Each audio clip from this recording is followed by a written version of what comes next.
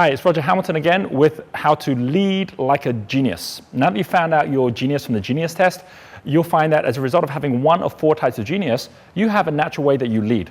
And there's lots of books out there on leadership, but you're going to find many of them not only contradicting each other, but even talking about the weaknesses of leadership, like Steve Jobs, who's spending too much time on the task and not enough on the people, or Warren Buffett, who spends lots of time on the system, but not enough on the new creative ideas. And what happens is when we realize that we each have a different leadership, we suddenly realize that there's a way for us to do the natural thing for us to follow our path, whether it is at school, if you're at school, whether it is in a job, whether it is at a nonprofit, making a difference in the world.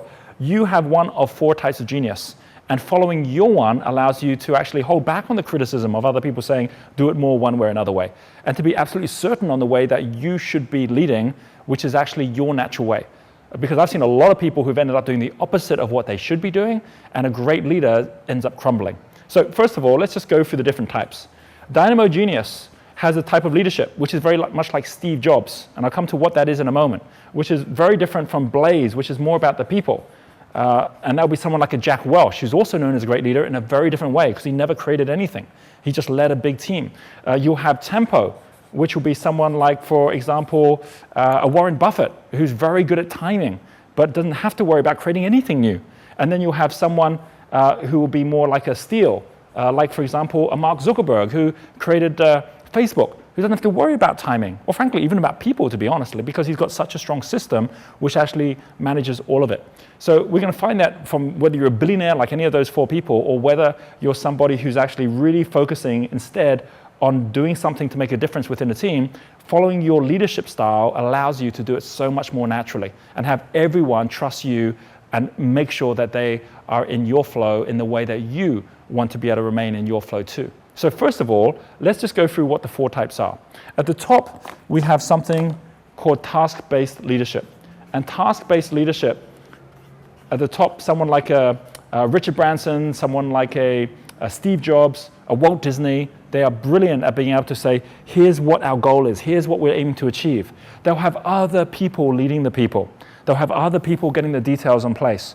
And you can also do that in a small team where you're saying, right, I've got to be the one who's focused at the strategy, because you're great at doing that if you're a dynamo genius. And that is very different from people-based genius, where the first thing that's important are the people. Are they okay? Are they happy? Are they motivated? Because sometimes someone who is a Blaze genius, they'll be focusing at what's good for the people, and it's not always the task. It may be something different. They might need to slow things down a little bit. So there's a time and a place when this leadership becomes more powerful. But most importantly, you've got to follow what's right for you. And then here we have something which is service-based or activity-based leadership.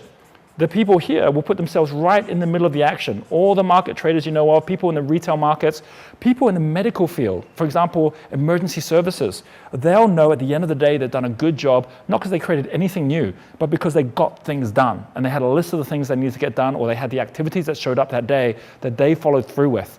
And that's where they get their satisfaction. And then we have here Steele, which is data-based, which is all about the detail. And it's about knowing that you're measuring everything, and they'll always have different reports and different details that they're focused at as well. Each of these, by the way, they also have got a word you can use to focus at as a type of leadership. You'll find that at the top is creation-based leadership. They'll measure their success by how much they're creating new things, because there's always a measure to every leadership. We treasure what we measure. But here we have a different type of leadership, which is about communication. Are we communicating effectively? And then you'll have here consultation, which is, do we have everyone involved in the process? By the way, there's many people at the top who will be criticized for not involving everyone in the process. There'll be many people at the bottom who will be bringing everyone in and getting a dialogue going that will be criticized for not being moving fast enough or creating enough. So don't worry about someone criticizing you if that's your type of leadership, because it's a leadership which is natural for you, and doing the opposite feels like hard work. And frankly, you can't be doing both at the same time as the same person. You can have different people in a company or within a team doing all these elements. And that's when you create a really powerful team or a really powerful company. And then finally here, obviously this is calculation. And I've seen many people fail because they were brilliant when it came to people, and then they were having to go and measure and look at all this information, and it just made their mind boggle. They weren't so good in the numbers, they weren't so good in the data, and so as a result of that, because that's how they were going to be judged as a leader, they ended up failing.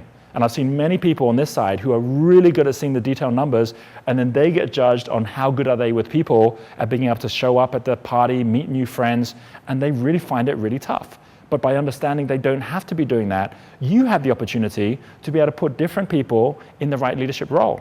If you have children, if you have family members, where you're looking for them to be able to really feel like they have the ability to make a difference in the world, then ensure that they have got a way that they are set up for success, that you have them leading in the way that's best for them. And one final thing, this isn't just about how you go about creating a team where everyone can lead in a particular way. This is about the fact that everything evolves. Everything evolves through all 4 stages. Because every year, for example, we go from spring to summer, summer to autumn to winter. Every team goes through this, every relationship and every business goes through this as well.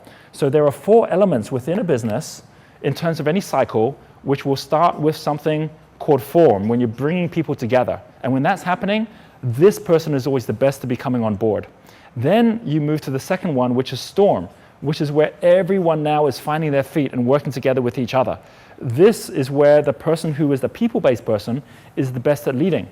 And then you move to this level here, which is something which is called norm, which is where everything now settles down. This is autumn energy.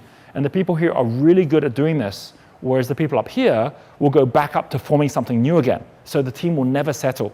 And eventually you get to this thing here, the 4th stage, which is called perform. It's like 4 gears in a car. You don't want to start in 4th gear.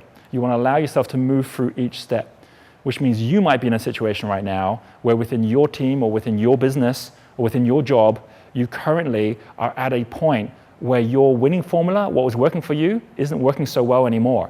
And as a result, it's time to have someone come in and support you and to lead in a particular way. Your leadership style links directly to your genius. And it's really easy, especially when we're leading others, to suddenly feel like we're not so smart anymore.